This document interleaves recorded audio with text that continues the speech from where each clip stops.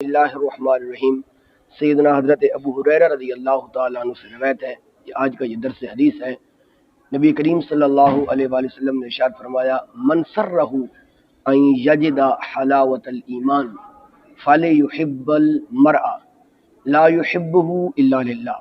نبی رحمت صلی اللہ علیہ وسلم نے ارشاد فرمایا کہ جو آدمی یہ چاہتا ہے، ارادہ کرتا ہے، یہ تمنا رکھتا ہے کہ وہ ایمان کی حلاوت، ایمان کی مٹھاس، ایمان کی چاشنی پائے اور اس کو ذوق ملے، تو حضور علیہ الصلوۃ والسلام نے فرمایا وہ مرد کے ساتھ، کسی کے ساتھ محبت کرے، اور اس کے لیے جو محبت کرے گا لا یحبہ الا للہ، اس کی جو محبت ہے محض اللہ کی رضا کے لیے ہو، اللہ کی خوشنودی کے لیے ہو، اللہ کا قرب حاصل کرنے کے لیے ہو۔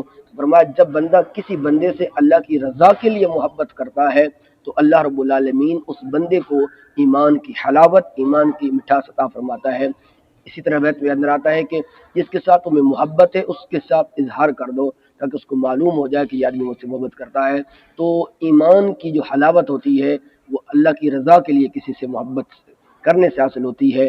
اللہ رب العالمین ہمیں اللہ کی رضا کے لیے ایک دوسرے کے ساتھ محبت کرنے کا جذبہ عطا فرمائے۔